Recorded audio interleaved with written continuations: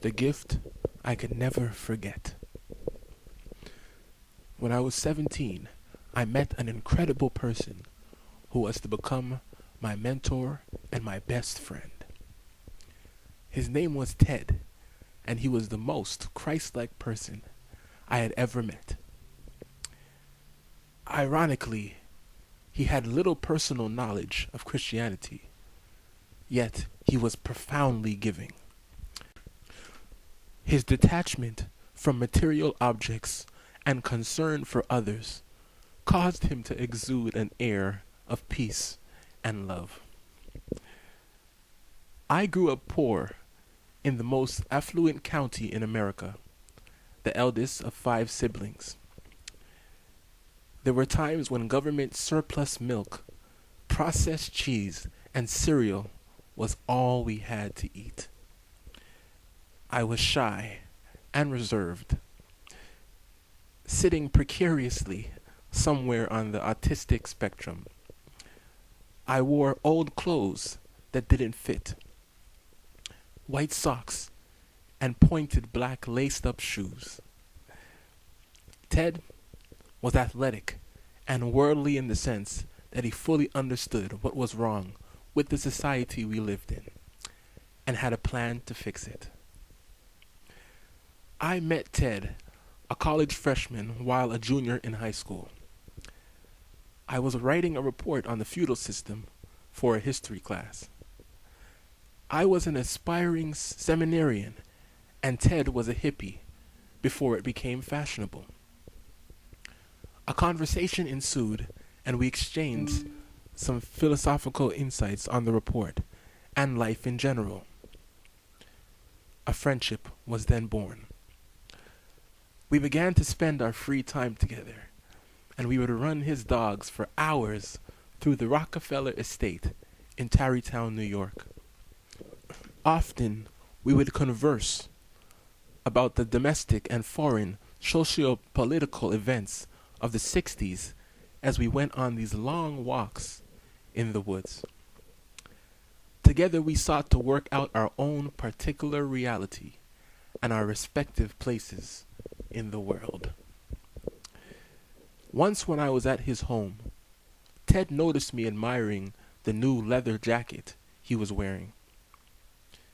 He immediately took it off and handed it to me.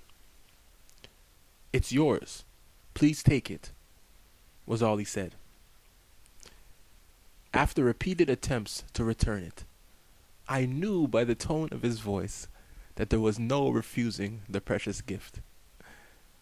To this day, I remember the sweet smell of the supple Italian leather and the contrast of the bright red lining of a jacket, which became a coat for me due to my shorter stature. I felt his love and friendship wrap around me as I put the coat on. I was as close to tears as I am right now, 40 years later. I had just learned a powerful lesson about giving, and I feel blessed to have been on the receiving end this time, so I can fully appreciate the spiritual impact of a precious gift freely given. Once felt, one can truly understand the tremendous joy and appreciation those who are in need feel towards their benefactors. Because to give is a precious gift for both. When I got home, I found a silk white scarf and topped off my attire. These were to become my new vestments. From that day forward, I wore my new black leather jacket, day and night, spring through winter, for many years thereafter.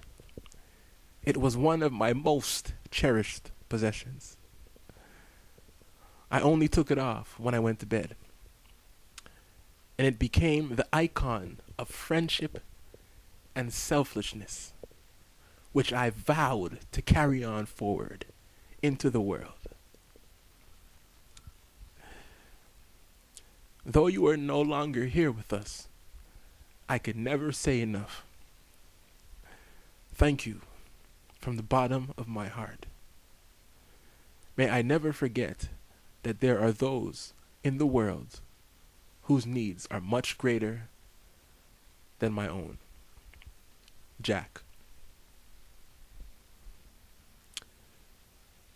Until next time.